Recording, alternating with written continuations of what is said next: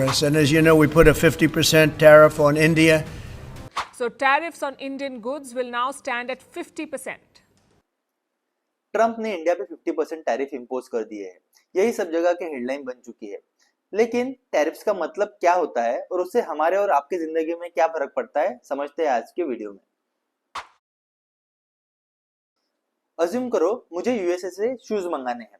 उन शूज की प्राइस $100 है, लेकिन इंडियन गवर्नमेंट ने शूज पे 30% टैरिफ यानी इंपोर्ट ड्यूटी लगाई हुई है। तो वो शूज खरीदने के लिए मुझे $100 पे 30% एक्स्ट्रा यानी $30 एक्स्ट्रा देने पड़ेंगे।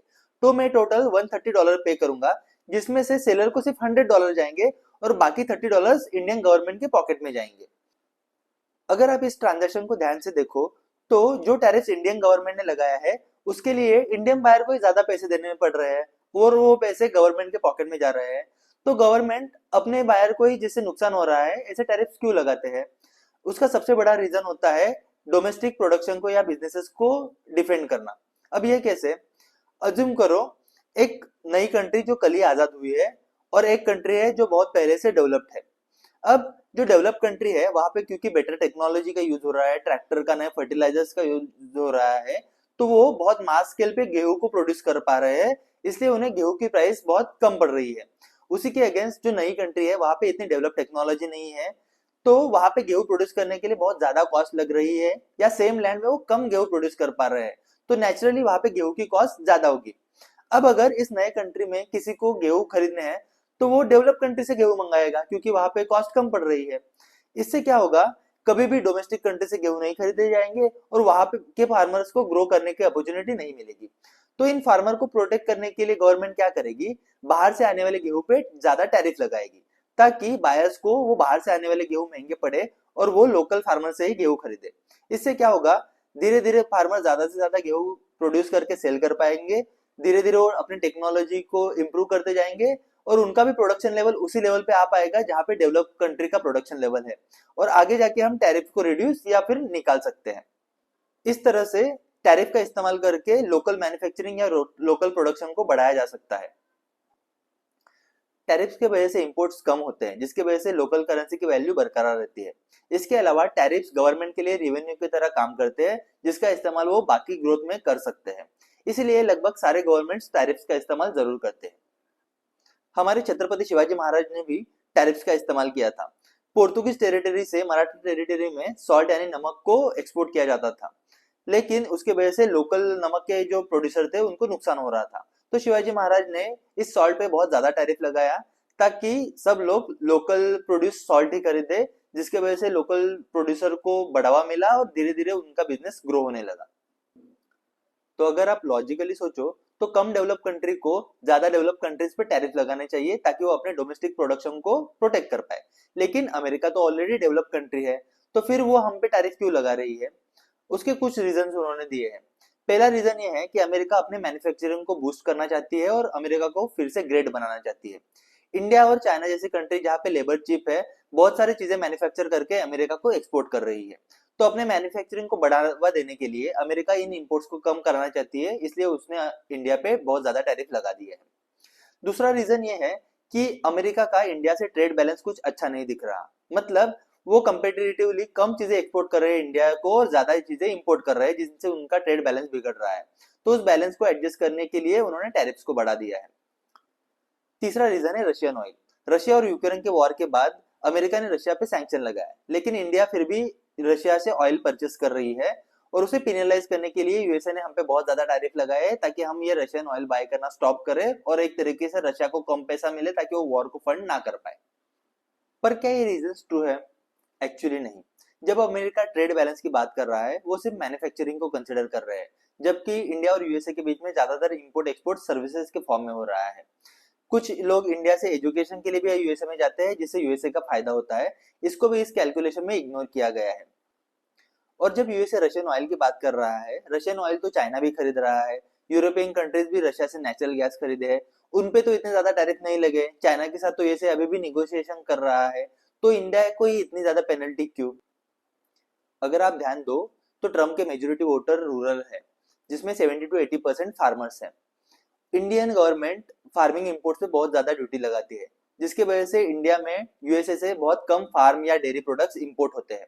लेकिन अपने फार्मर्स के इंटरेस्ट को प्रोटेक्ट करने के लिए ट्रम्प चाहता है कि हम ये इकोनॉमी ओपन करें और इंपोर्ट ड्यूटीज कम करें, ताकि इंडियन लोग यूएसए से डेयरी और फार्म प्रोडक्ट्स को खरीदे। लेकिन इससे इंडियन फार्मर्स का नुकसान होगा, इसलिए इंडियन गवर्नमेंट ये करने को राजी नहीं है। तो हमको पिनलाइज करने के लिए या फिर प्रेशराइज करने के लिए ट्रम्प ने ये टैरिफ का कार्ड खेला है। एक और ध्यान देने वाली बात यह है कि यूरोप, जापान, ऑस्ट्रेलिया जैसी कंट्रीज जो एक्चुअली यूएसए के अलाइज है, उन पे भी टैरिफ कंपैरेटिवली बढ़े ही है।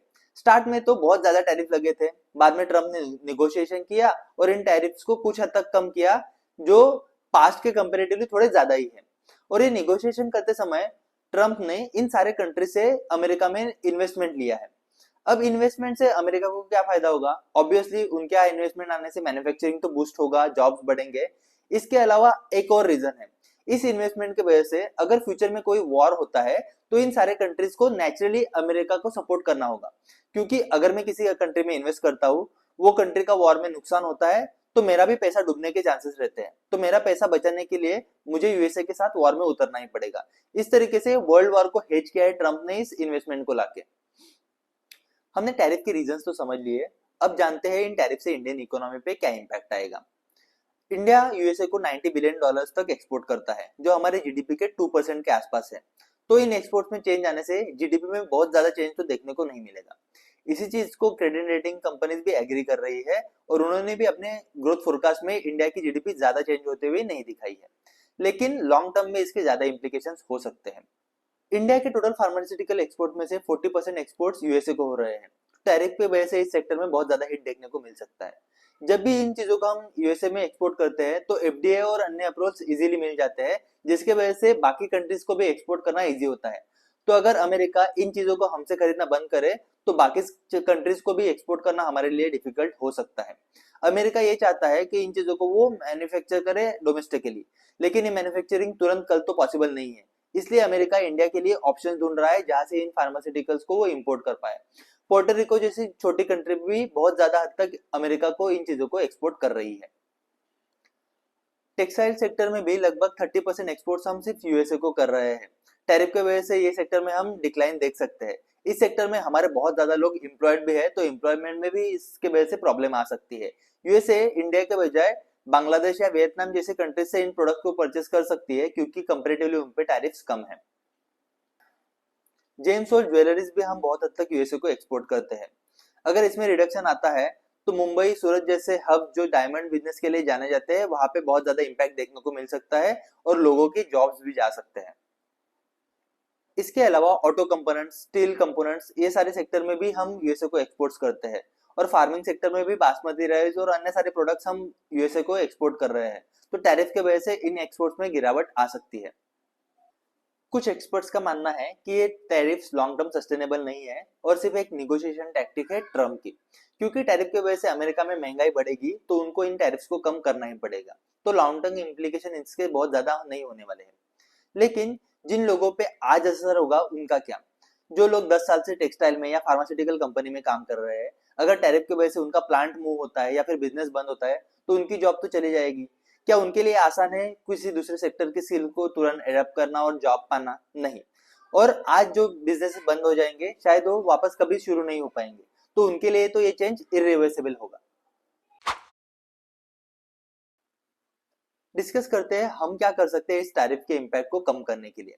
पहले तो गवर्नमेंट को बेटर नेगोशिएशन करना होगा।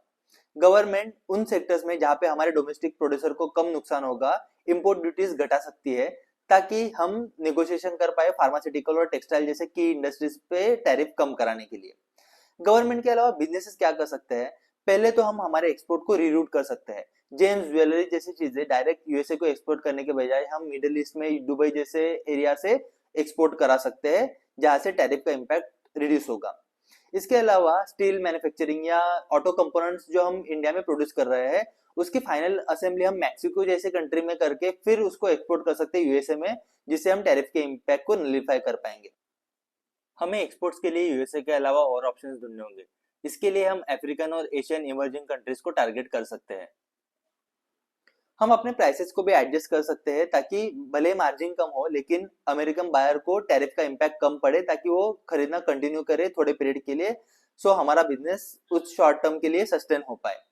इसके अलावा गवर्नमेंट्स ये मेक श्योर कर सकती है कि इंडियन बिजनेसेस के पास सफिशिएंट लिक्विडिटी यानी पैसा हो इन बिजनेसेस को सस्टेन करने के लिए। ये कैसे हो सकता है?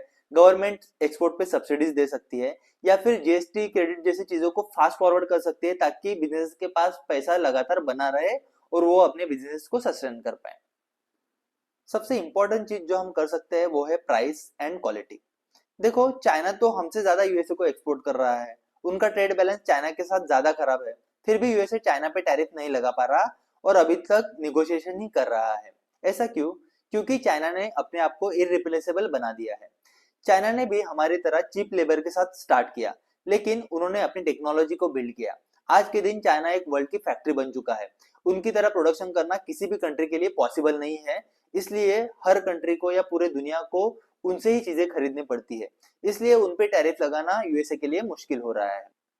हमें भी चाइना के लेवल पे पहुंचना एम करना होगा।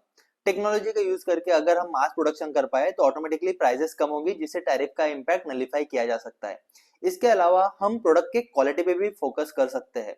अगर हमारे जेम्स और ज्वेलरी बहुत यूनिक डिजाइन के हैं या हमारे एग्रीकल्चरल प्रोडक्ट बहुत आउटस्टैंडिंग क्वालिटी के हैं, तो बायर के लिए हमारे प्रोडक्ट खरीदने के अलावा और कोई ऑप्शन नहीं रहेगा, जिससे हमें कॉम्पिटिटिव एज मिलेगी और बांग्लादेश या वियतनाम जैसी कंट्रीज हमको कम्पीट नहीं कर पाएंगी। ये गोल अचीव करने के लिए बड़े विजन का होना जरूरी है। हमें टेक्नोलॉजी और स्किल डेवलपमेंट में बहुत ज्यादा इन्वेस्ट करना होगा ताकि हम भी चाइना की तरह इररिप्लेसेबल कंट्री बन पाए। फिर ट्रम्प या अन्य कोई भी कंट्री हमें टैरिफ से प्रेशराइज नहीं कर पाएगी। वीडियो को पूरा देखने के लिए धन्यवाद। सब्सक्राइब करें हमारे चैनल आर्थिक यांत्रिक को। Thank you.